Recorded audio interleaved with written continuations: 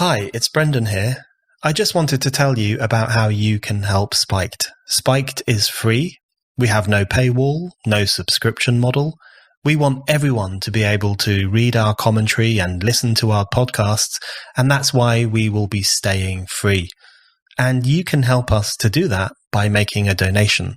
To those of you who already donate, thank you very much. We really couldn't do what we do without you. To those thinking of donating, how about doing it today? The best kind of donation is a regular monthly one. Donating as little as £5 a month can make a huge difference to what we do. So if you'd like to join the band of people who help to keep Spiked free and thriving, just go to www.spiked-online.com and hit the big red donate button. And now, on with the show. I do genuinely believe that we will reach a point that everyone looks back on 2020 and says, what on earth were we thinking? And they will feel the same puzzlement that I do. By the time we reach something like 2024, the damage done by these lockdowns is going to be baldly apparent. Nobody's going to be talking about the disease anymore. They're going to be talking about what was done to this country. And there will be hell to pay at the ballot box.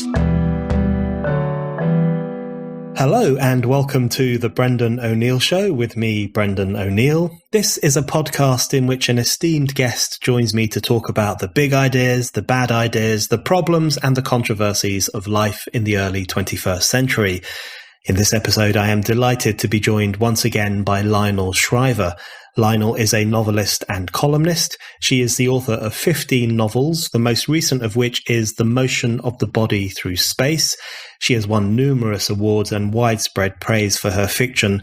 One critic says that if Jodi Picoult has her finger on the zeitgeist, Shriver has her hands around its throat. Lionel is also a commentator and observer. She writes a column for The Spectator, and she has become known for the brave stands she takes against wokeness, censorship, lockdown, and other forms of modern madness. And as of today, Lionel is also the first person to have appeared on this podcast 3 times. Okay, Lionel, so obviously the first thing I want to ask you about is the huge events in the United States, which will have global repercussions, and particularly about how you voted. I wouldn't normally ask someone how they voted, but you've written about it already. And I confess. Yeah, and I think it's fair to say you were a reluctant Biden supporter. So I just wonder if you could explain what made you opt for Joe Biden over Donald Trump. What was your thinking about what that might help to achieve? Well, I've never been a Trump supporter. It's not so much that I think he's terribly immoral, not that I think he is especially moral. Narcissists usually aren't. But I think he's incompetent. That doesn't mean I wouldn't give him some credit for a handful of achievements while he's been president. I don't feel that I have to demonize everything that he's done. I'm broadly supportive of his desire to control American immigration. I don't think he's been entirely competent in the way that he has gone about achieving that. And we've still got really high levels of illegal immigration. I don't think that the wall is probably the best way to go about it. But, I think that those series of recognitions of Israel and the Middle East were wholly productive. And, that's just a couple of areas where I would share some of his broader policy goals, although I think that his broadest policy goal is just to stay in power. And, in the same way, Biden concerns me in some of these areas. I think Biden wants to effectively bring in an amnesty, which is going to be a big pull factor for more people getting into the country illegally. And I'm very worried about Biden and the coronavirus because, all the noises he's making are very pro-lockdown. And I actually don't know whether the U.S. federal government has the power to bring in a national lockdown, but I'd rather not find out. And he's very fanatical about masks, which we may talk about at greater length at some point. But I regard this as largely because there's very little scientific evidence of their efficacy, It's superstitious behavior. I'm also worried about Biden and money. He's going to want to spend a lot of it.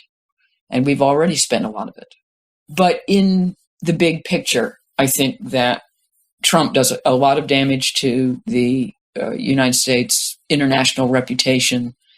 I think he's untrustworthy. He's erratic. He doesn't know how to talk.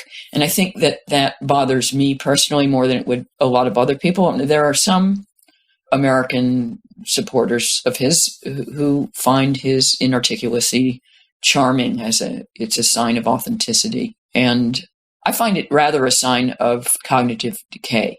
I've listened to some of the interviews he gave back in the 1990s, and he wasn't that incoherent. He spoke in complete sentences, and he had a vocabulary of larger than 100 words. Mm. So I think that his inability to speak is a sign that he's not at his best. And I also think that one of the major roles that a president performs is talking. He should be an orator. And that's one area where someone like Obama, whatever his other failings, he excelled at it. And I miss it. Obviously, I want to come back to the question of Biden's problems and the problems with a Biden administration, and particularly in relation to COVID and lockdowns and masks.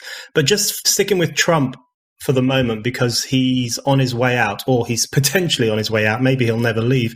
But I wanted to ask you, your position on Trump is actually quite unusual because it's rational.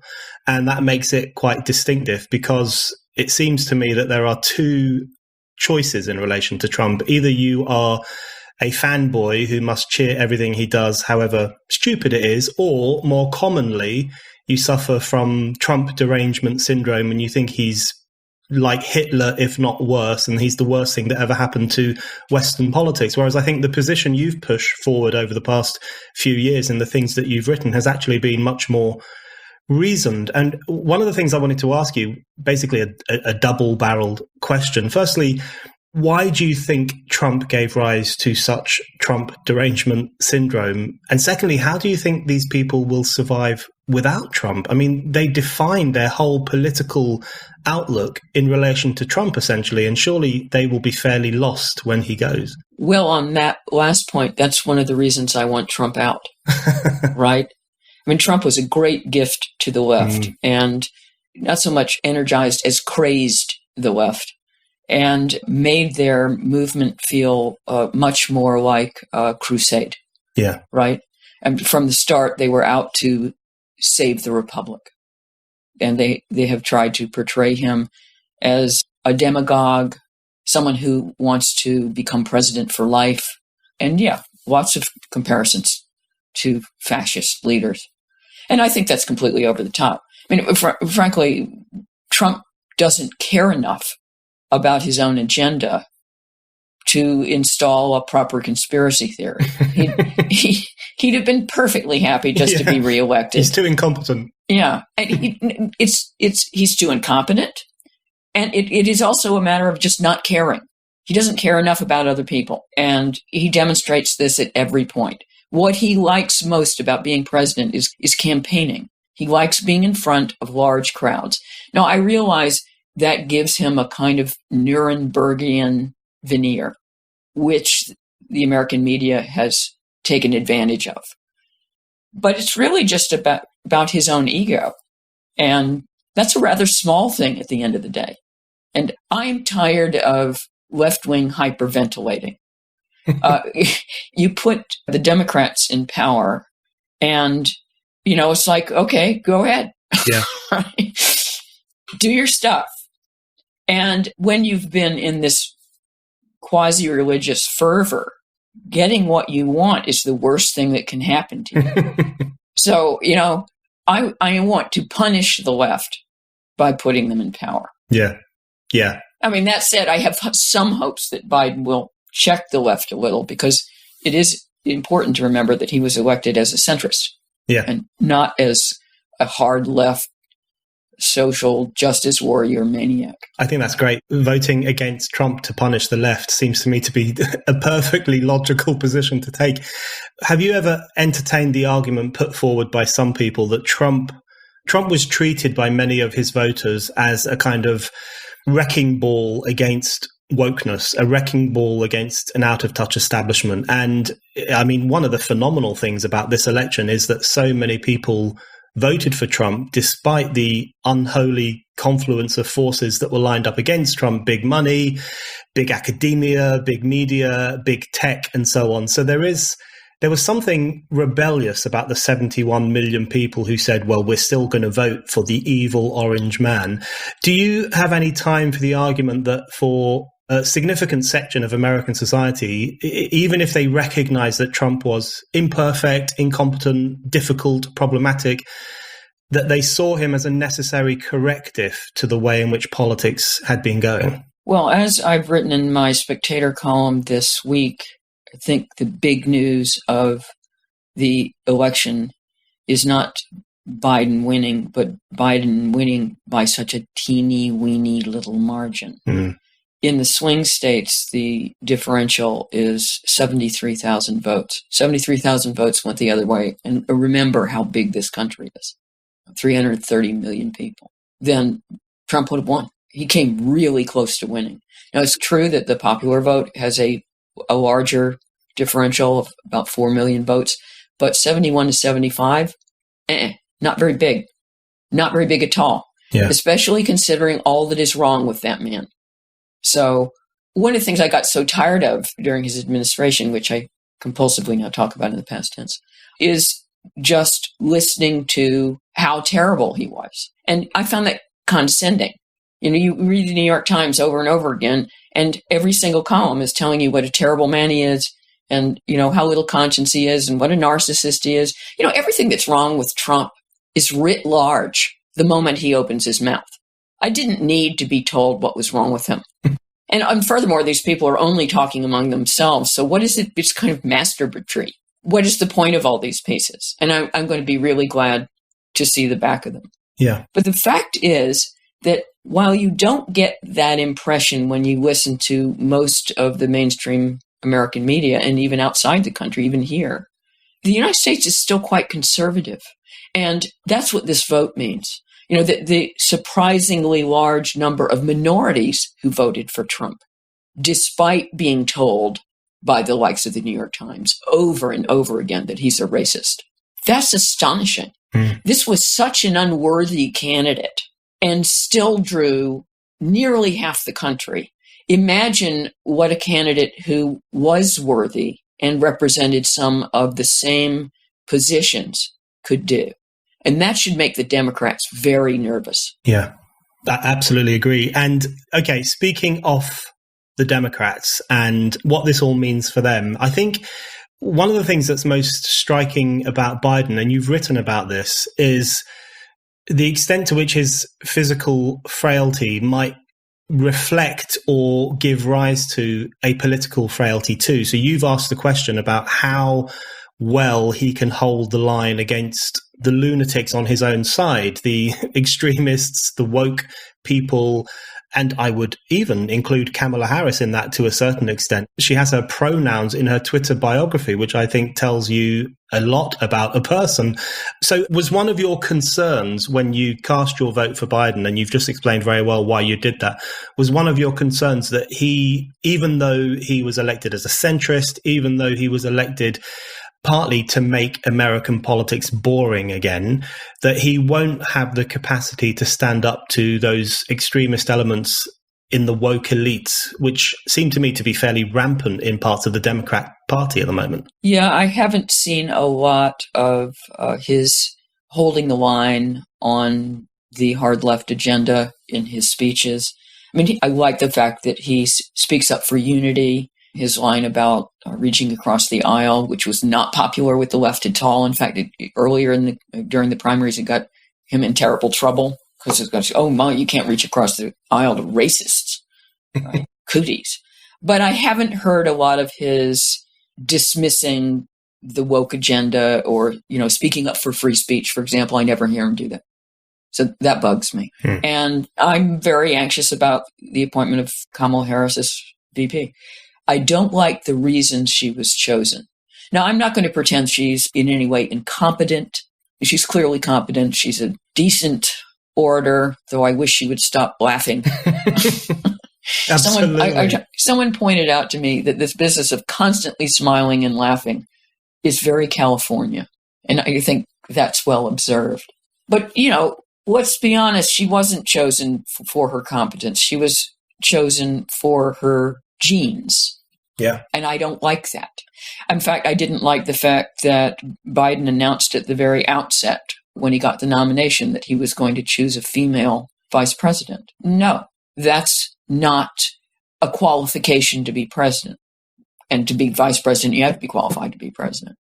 And so she conveniently ticked all the boxes. She was female. She is either black or Indian, depending on which suits her purposes on a particular day. And, we gloss over the fact that she clearly had quite a prosperous upbringing. But because she has the racial bona fides, then we just assume she was terribly poor, right? Yeah. And she talks the talk on the hard left. They're very happy about her. The hard left is very happy about Biden's apparent frailty and his obvious age because they think they have got their woman in through the back door. Yeah. And they may well have. We shall see. I think the Kamala Harris side of this story is actually really important and really interesting. I mean, firstly, which I wanted to ask you about was firstly the process through which she was selected. So it was pretty obvious to people that in the presidential primary, she just wasn't going to get the support. She switched people off. She turned people off. People didn't like her voice. They didn't like her mannerisms. They thought she was quite snooty and she wasn't going to get many votes. And so instead, later on, she was snuck in as the VP candidate. But also precisely that point you make, which I find actually quite chilling and insulting, which is that she was selected on the basis of her genes. And I think it's a really good insight into how racially patronizing and patronizing in terms of gender identity politics can be, because this is a woman who is incredibly accomplished, actually, in terms of having been chief prosecutor and attorney general and various other positions.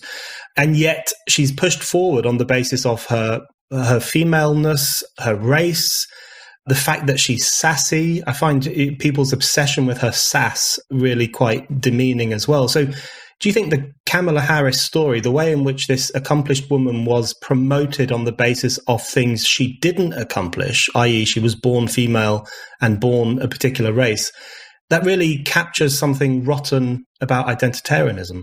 Oh, absolutely. And it's insulting. You're quite right. And it doesn't give Kamala Harris as much credit as I think she probably deserves. I don't share her politics, but she's got an impressive career behind her. And to be implicitly told at the get-go that the reason you were chosen, and this is why everyone thinks you were chosen, is because of your race and sex. Well, it's deeply condescending, and let's face it, it's also racist and sexist. And this is typical of the entire identitarian movement, that in the name of anti-racism and equality for the sexes, they are sexist and racist. It's an irony that you don't have to dig very deep to find it. It's on the surface. So on Kamala Harris's style, you have a great line in a piece you wrote recently about how she strikes many people as superior, snide, and scornful. What do you think motivates those qualities on her part? I mean, is this a California thing, or is this part of the kind of elitism that lurks behind woke politics? What is it about her that has this style, and why does Biden and other people in the Democratic Party seem to think that she will be an attractive candidate to ordinary Americans? Well, I have to say I share an allergic reaction to Kamala Harris's manner and her voice. And I don't know how much emphasis to give it. I don't think we should deal with political candidates purely on such superficial matters. I'm really torn, and I also can't exactly identify where it comes from. I would say kind of instinctively with my novelist cap on that she strikes me as someone who, as a little girl, had too many of her crayon drawings put on the refrigerator. I think she was always told she was special and beautiful and talented, and a little of that goes a long way, and a lot of that does something to how you think of yourself and therefore how you treat other people. Yeah. Some of it may be beyond her control. It's always a little mysterious what makes people who they are. And maybe she can't help it. Maybe she can't help talking in a way that comes across to others as scornful and condescending and contemptuous. Yeah. And maybe she's always talked that way. I don't know. I don't know the woman personally. And I know how people who don't know you, if you are in public life, total strangers by the droves, feel that they do know you and form very fierce and sometimes quite hostile opinions about you on the basis of these little decorative aspects of yourself that you don't completely command. Yeah. And so in that sense, I'm sympathetic. What makes me most nervous is not just that, I'm not sure I'm really happy about having to listen to this woman on my TV news night after night. I can live with that. It's her politics that make me nervous. She ran an advert a couple of days before the election. It didn't get a lot of attention. I don't know where all it was viewed. And it was in a cartoon, which is also a little condescending, frankly. And it was all about the difference between equity and equality, which I'm not sure that on a dictionary level stands up. But I do know that in terms of its political usage, the ostensible distinction between those two words is being used to stand in for equality of opportunity versus equality of results. And this little cartoon of hers made it very, very clear that she thinks it's important to install in the United States equality of results. Now, I didn't make this up. I'm not the first person to observe it, but equality of results is effectively totalitarianism. You can't have equality of results from on high without having total control over society. And, that means the government tells you what jobs you can have, what school you can go to.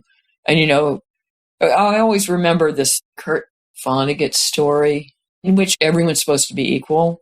And so that the smart people wear headphones that interfere with their ability to think, and the athletic have to wear big weighted, suits so that they're awkward and can't move. It goes on from there. Yeah. And that's equality of results. Yeah. And we don't want it.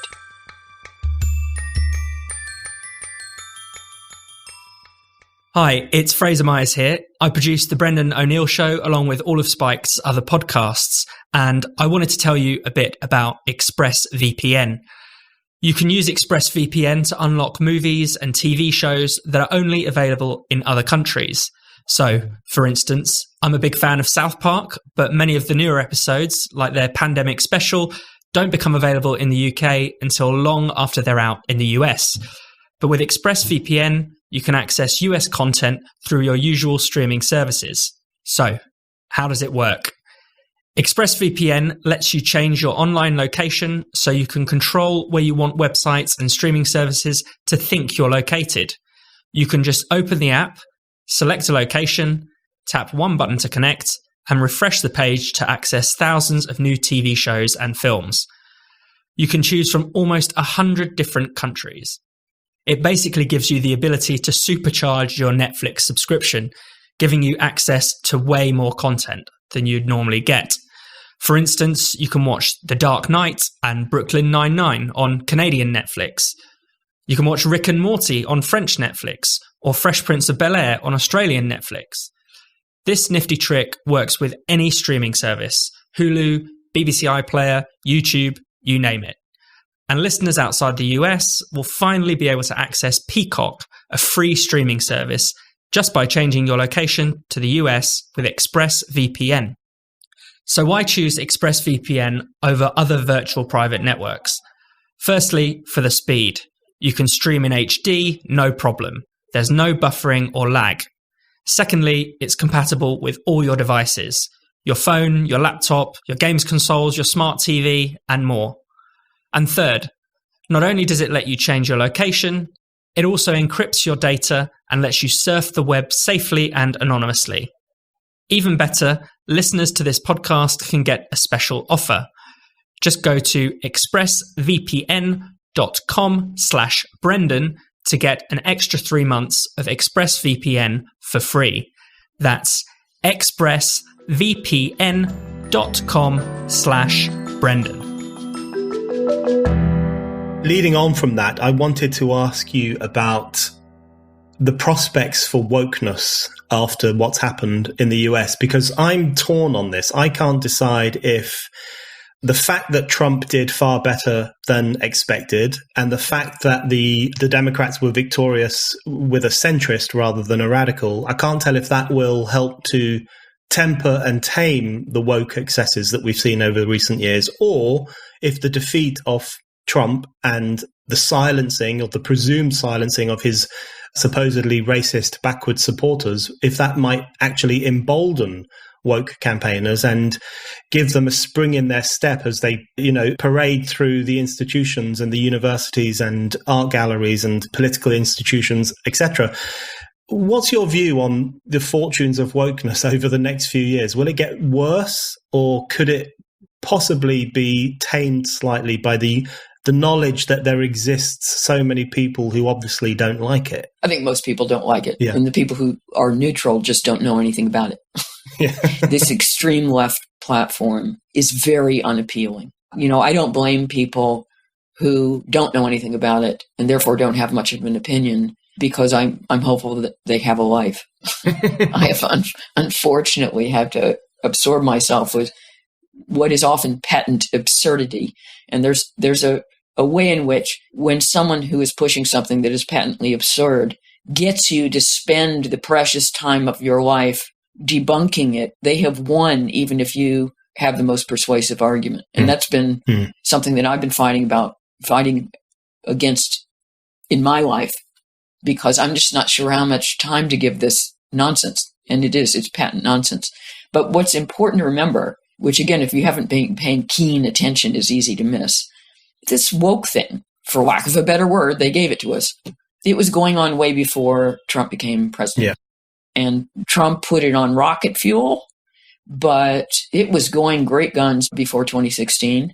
It had already taken over the universities. It was already making headway into corporations.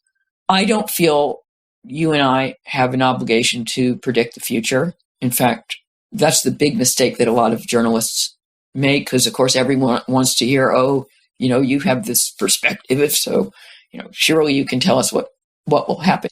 And it's not our job. Yeah. So we don't have to say what's going to happen. But we can say that we don't have to be passive about the future and what happens. And, I'm certainly not going to assume that now that we've given the left in some measure what they wanted in the United States, and they did not get the candidate they wanted. So remember that it's all going to go away. It's not. This is going to be a long war. Yeah. And you and I have been fighting it for years. And, there's something in me that would love to be let off the hook and have it magically disappear so I can think about something a little more intelligent.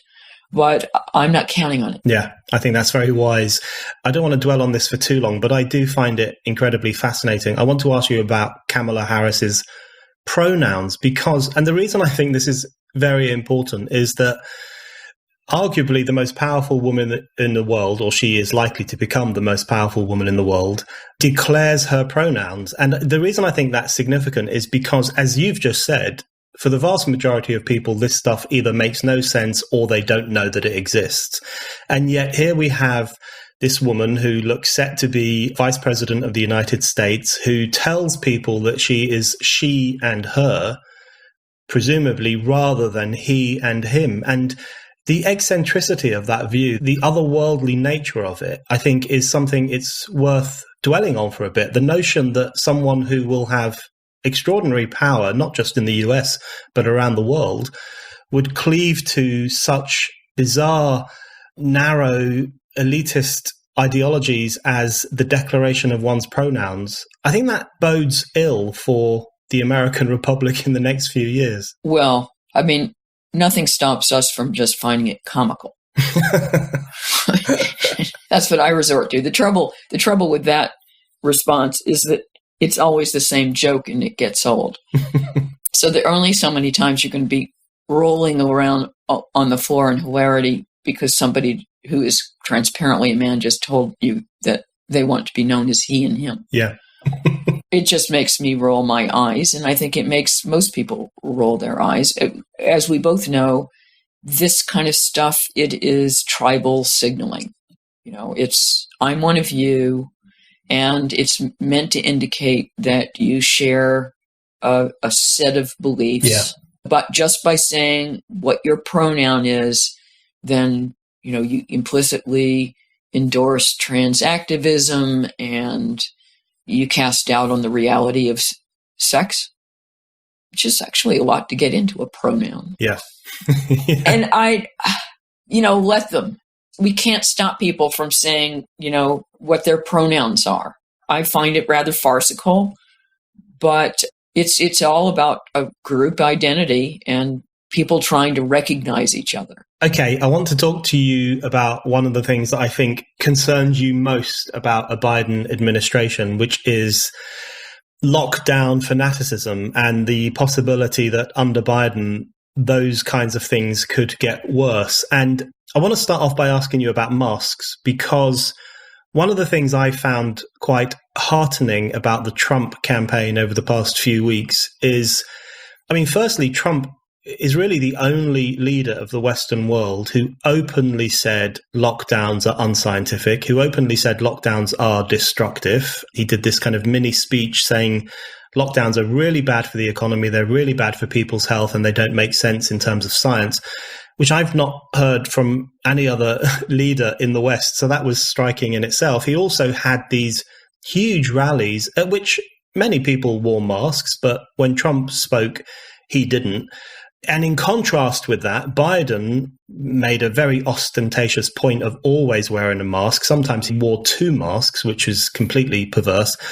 Do you think the mask phenomenon has become indicative of a deeper political current, and those who are fearful and authoritarian are drawn to the mask as a kind of symbol of contemporary society, whereas those who are more keen to get back to normal see masks as an unacceptable imposition? Well, especially in the absence of any persuasive scientific evidence that they significantly impede transmission of the virus, then they are clearly performing a different function. Part of it is a tribal function, especially in the United States, because it was like a vote for Biden button that you wear on your mouth. And it's a sign of a certain kind of sense of self-righteousness and virtuousness and communitarianism as opposed to individualism. And it's clearly a sign of conformism, right? And that gives me the creeps. There's been very little demand for any evidence that these things work. And there's been a kind of eager compliance amongst at least a subset of both US and UK publics. So I care about other people. And do you care about other people? And just the look of it, it gives me the chills. The look of an environment when everyone is wearing masks. It feels like I'm stuck in a real life sci-fi novel. Yeah. And when these mandates are brought in, they're never brought in with any sunset clause. When is this ever going to be over? And I have started having this creeping sensation, and we can maybe talk about the vaccine, but even with the vaccine, I can see us wearing masks through 2022. Yeah. If not indefinitely, because then they start just becoming what one does, what polite people do.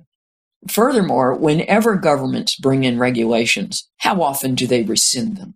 How long are we going to have these masks required by law in a set of circumstances? And there are some governments that are insisting that you wear them outside. And that's where, that's where this is bullshit. Yeah. This has nothing to do with disease. This is making sure that everyone walks around perpetuating a fearful environment, making sure that no one ever forgets that as of March 2020, everything changed and can never go back to normal.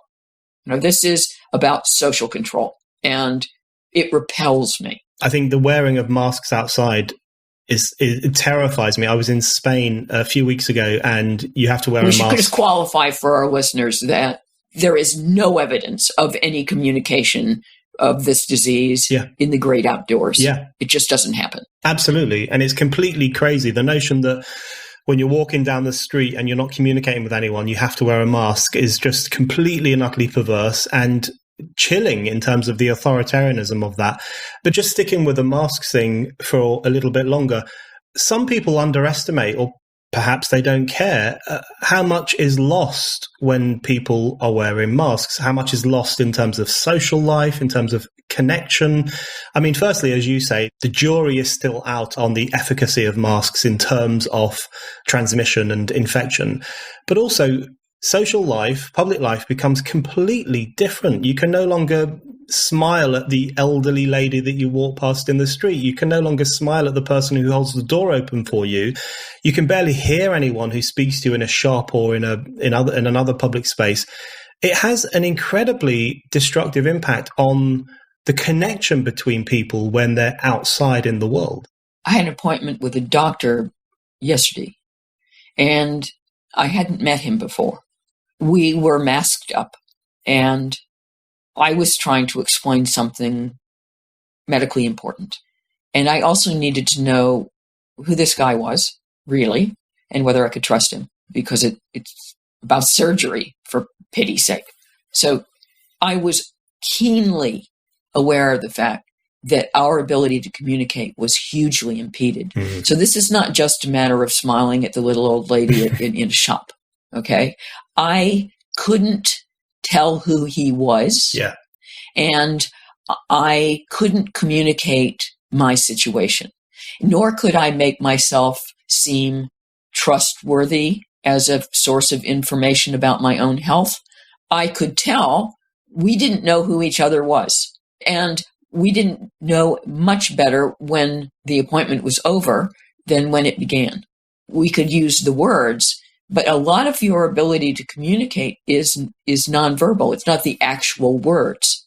It's in person. It's how you say them.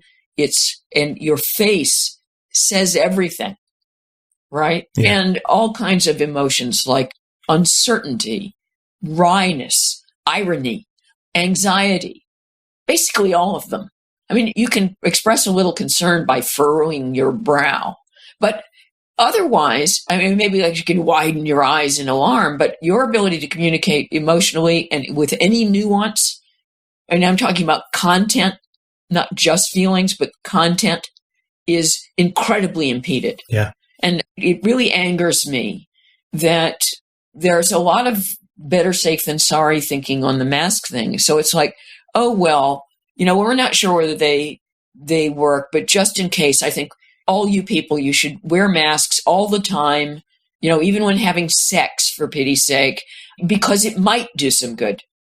As if there's no price to be paid. Yeah. Actually, this is unbelievably destructive of social life. And if this were to go on for years, and we are potentially looking at it going on for years, then you are starting to tear at the fabric of cohesive social identity. Communities and cities and nations, we no longer deal with each other as human beings. The loss is fantastic. I think in terms of it going on for years, unfortunately, I agree with that, or is certainly definitely a possibility. And I think that comes back to a point you made earlier, which is about the vaccine. And the thing that strikes me about the vaccine is that everyone's very excited. I think it's a good breakthrough. It was done very fast. It seems to be doing well in trials. But the idea that this will resolve the lockdown fanaticism and the authoritarianism we currently live under strikes me as a fantasy, because I think one of the key problems is that the current situation we all find ourselves in, under house arrest, separated from each other, masked in public, these are expressions of, I think, pre-existing trends which were simply exacerbated by the arrival of COVID. So one example, people had long desired to live in a safe space, to hide themselves away from offensive words or offensive people or difficult people. People became obsessed with safe sex, the idea that you should never mix with another person unless you were completely and utterly protected. So a lot of those ideas had already existed for a long time, and I think they became exacerbated by COVID. So do you think one of the reasons the vaccine won't be the cure-all for the current situation is because a lot of this is political? A lot of this is stuff that had been building up for years and has exploded on the back of the COVID-19 crisis? I don't like to rain on parades, because it was nice yesterday to have one day when it seemed as if we were actually getting some good news. But I don't know. I think I'm probably a parade rainer by nature. So, sorry. I'm worried that the prospect of a vaccine could make this situation even worse. One of the strongest arguments against these lockdowns has been, look, what's the end point? There's no way to get out of this. We have to learn to live with the virus because you cannot defeat a virus by government fiat. It doesn't work. We've had many diseases before, and we've weathered their comings and goings and not closed down our societies. And now we've suddenly got a counter argument, which is, oh, yes, there is an end point. So we just have to hunker down and not infect each other until we all get vaccinated. Okay? In fact, I have already, in the last 24 hours, because the announcement was only yesterday, heard some officials start talking about how, even with a vaccine, you're still going to have to socially distance and you're still going to have to wear a mask. So they're already laying the groundwork for, no, we're not actually going to get out of this. Yeah. But penultimately, we're going to be told, now we've got a goal, right? So now we just have to not be social creatures. And this could take years. This is another process that can take years.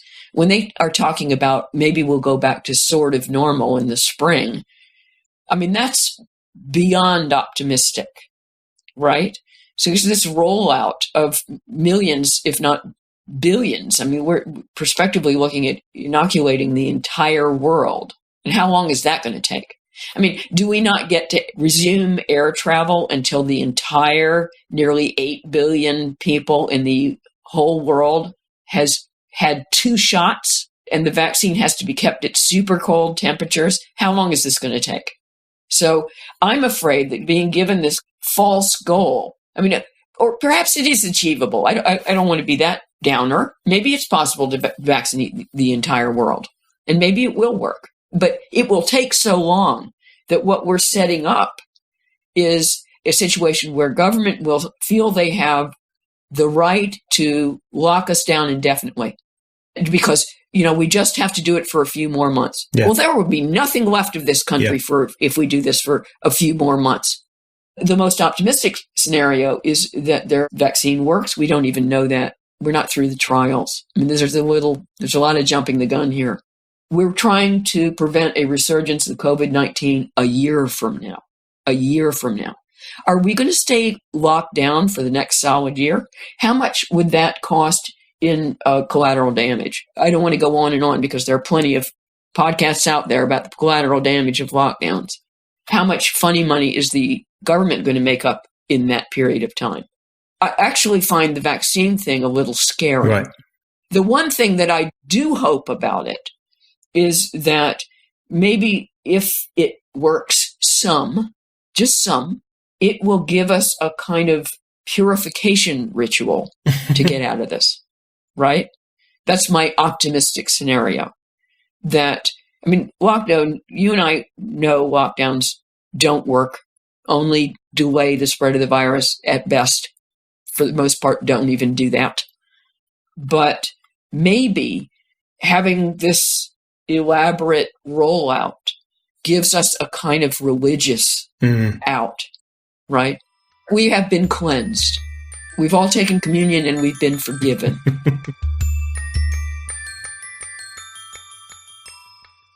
Sometimes it's important to take time to focus on ourselves, to gain new skills and new knowledge and lift yourself up. One of my favorite ways to do that is by learning with the Great Courses Plus.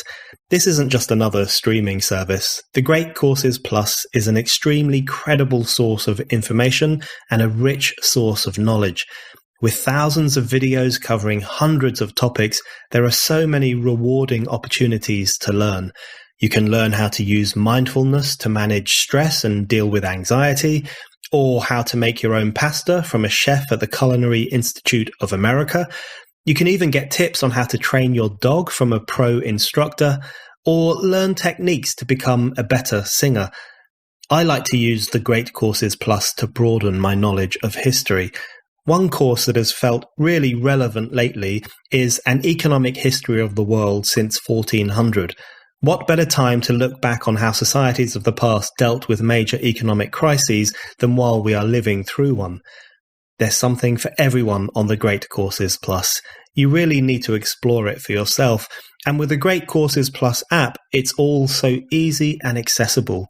You can watch or listen to their courses anytime, anywhere in the world. Start your journey with the Great Courses Plus today, and your future self will thank you. Sign up with my special URL, thegreatcoursesplus.com/Brendan.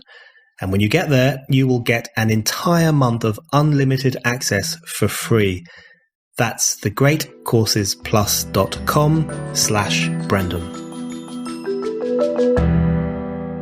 One of the most striking things has been the absence of a breaking point. Maybe I'm being impatient or unrealistic, but over the past 6-7 months, I've been thinking to myself, when will the breaking point come? When will it become clear to a significant number of people that lockdowns are unsustainable? And the breaking point hasn't come, even though in the second lockdown in the UK, which we're currently living in, it's very different to the first lockdown, I feel. There are far more people on the streets, for example. Ignoring it. Yeah, and there are far more people ignoring it. And there have even been protests in Manchester and London.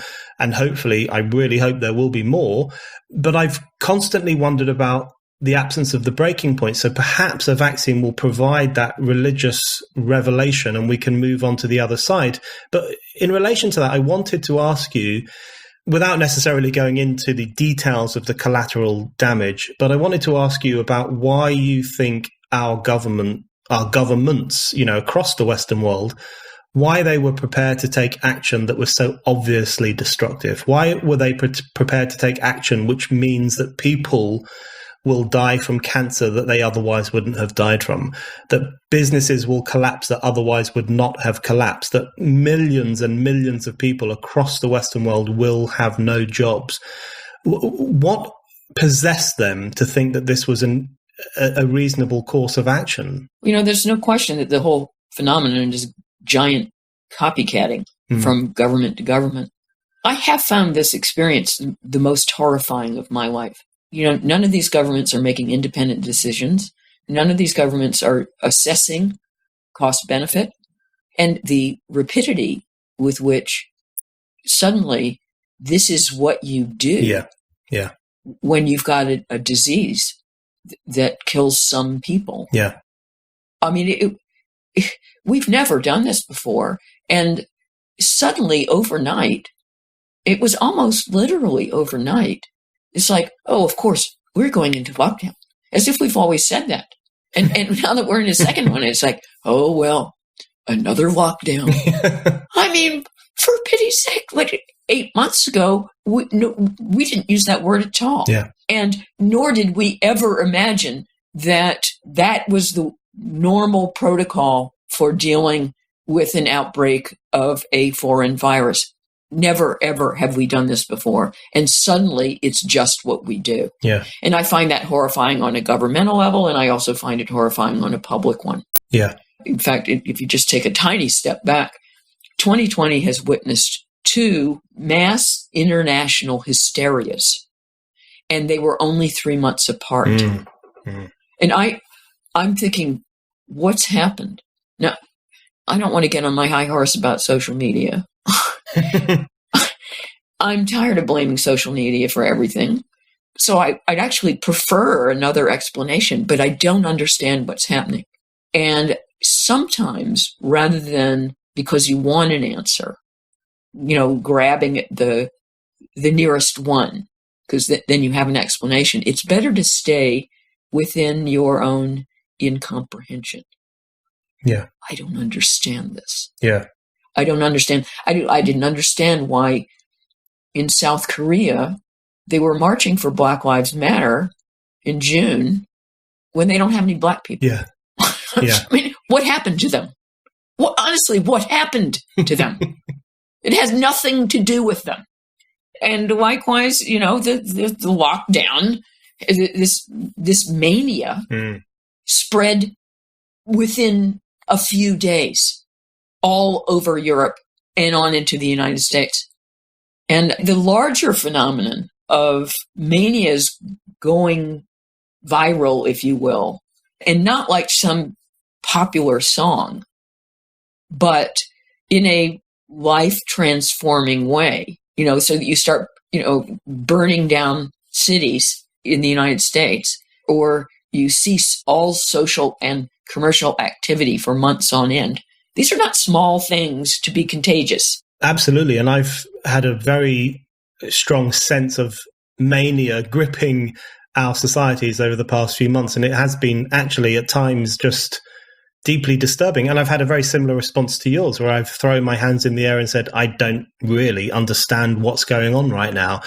One of the questions I wanted to ask you, I think I might be a little bit more optimistic on this than you are, but I wanted to ask you about people's compliance with lockdown, because that's something that you've written about and spoken about over the past few months. And obviously there's a difference between the United States and the UK.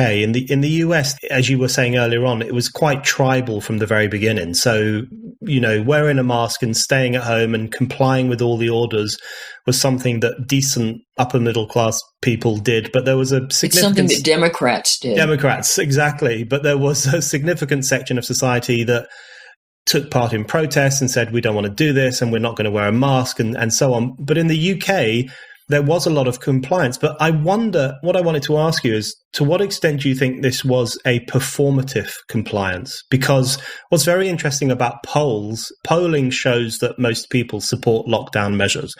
But polling also suggests, and we all know that polls are incredibly unreliable at the moment, but polling also seems to suggest that people will get around the rules when they think it's necessary to do so. So the hopeful part of me thinks that in the UK situation, people are performing their compliance, but are secretly bristling at these rules and regulations. And at some point, that might give rise to a bit of a pushback.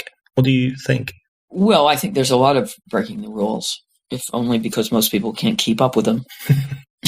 I'm constantly reading letters in the Daily Telegraph or something where people say, I just discovered there's this thing I can't do, and this is ridiculous. There was one in this morning's paper about how someone whose partner can't drive, and she's a healthcare worker. So he has to drive her to work, but he's not actually allowed to leave his house to drive someone to work. It's not on the list of approved activities.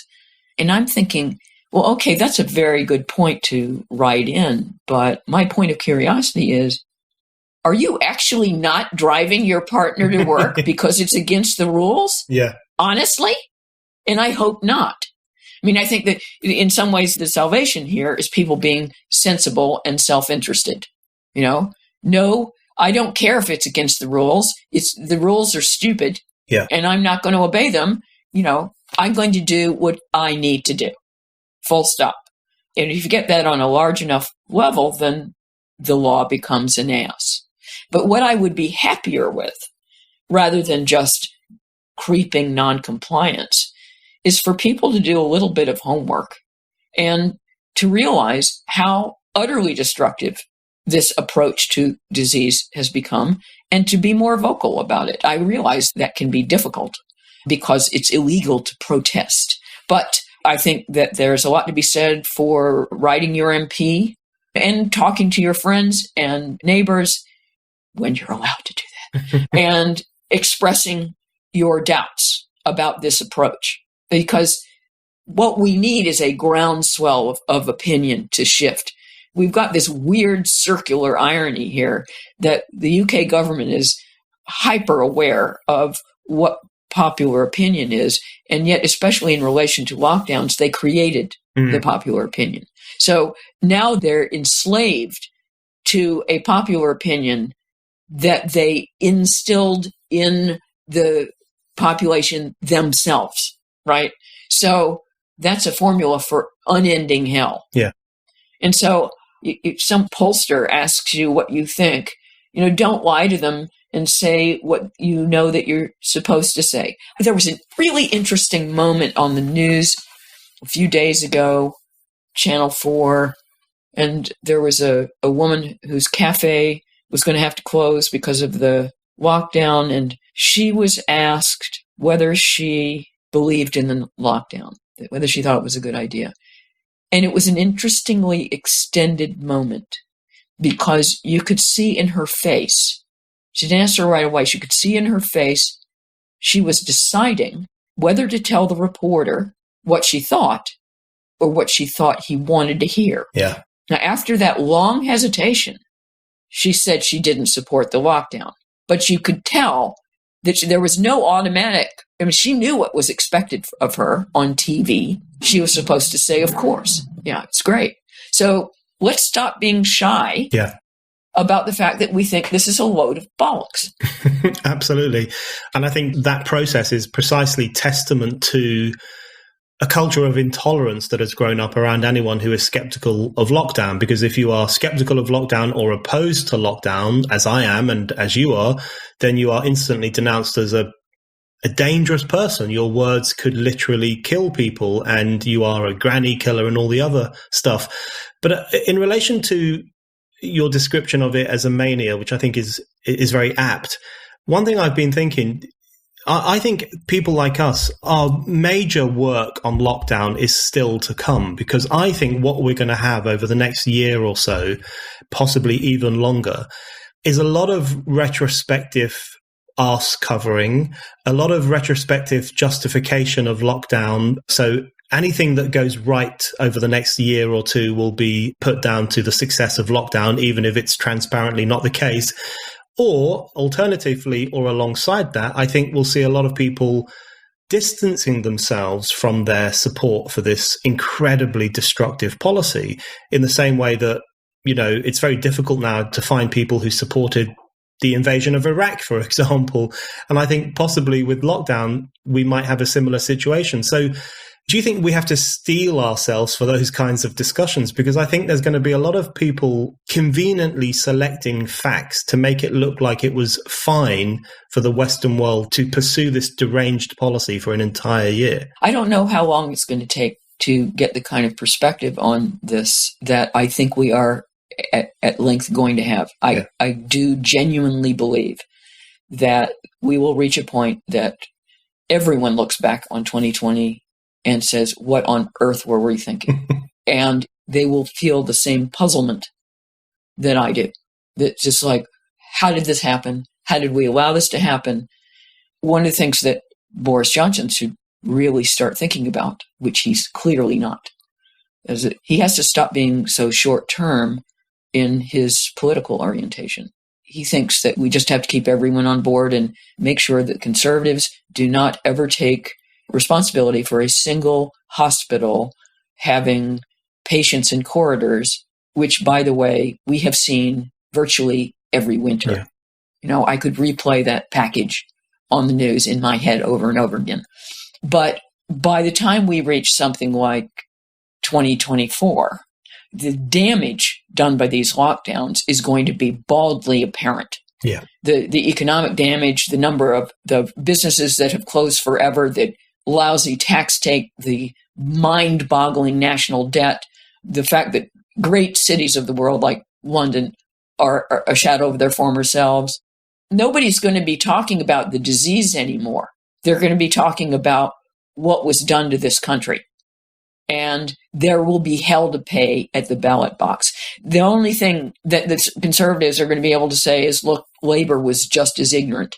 But they weren't in power, so they're not going to have to take responsibility for it. Okay, my final question, just to bring it back to the US, which is where we started. In relation to the lockdown, in relation to mask fanaticism, in relation to all those things that you and I are very concerned about, do you have hope in the United States that there are significant numbers of people who are clearly unhappy with this situation? There are significant numbers of people who quite purposefully refuse to wear masks, and there are significant numbers of people who clearly either don't care about or are in a state of revolt against the kind of politics that people like you and me are concerned about. Is your view of the US, even though you're unenthusiastic about the person you voted for, is your view of the US a hopeful one or a pessimistic one? I think that broadly Americans have redeemed themselves. That is in comparison to the British. Yeah. And I know I'm a guest of the nation, and I'm never supposed to say anything mean about Britons. And some of my best friends are British. But, when some of the first protests started in the U.S., when the lockdowns were brought in certain states, and there were people on the City Hall steps and saying, fuck this, basically. We're not going to do it, and you can't take our civil liberties away. I was relieved. Yeah. I didn't know how effective it was going to be in getting those lockdowns rescinded, but at the same time, it was great to see a few people not just rolling over and taking it. It's like, oh, we're not supposed to leave our house? Okay, I won't. Let me know when I can go to the store. It's just, it's humiliating. And, with no evidence, these lockdowns were burned in with no evidence that they work. And I think that at least a few American populations have shown some moxie. I mean, there are places like Florida. Florida does not have a lockdown right now. It has very low death rate. You never hear about states like that. You only hear about the states where it's really taking off. And they're just going about their business. And they don't have a mask mandate. And I've said it before, and I guess I'll just make myself unpopular again. I have found the fact that the British have overly complied with this nonsense, have so little questioned the government propaganda. It's very disappointing. I do not think of the British as stupid. I am increasingly thinking of the British as instinctively authoritarian and conformist. Lionel Shriver, thank you very much. My pleasure. Always love talking to you, Brendan. Thank you.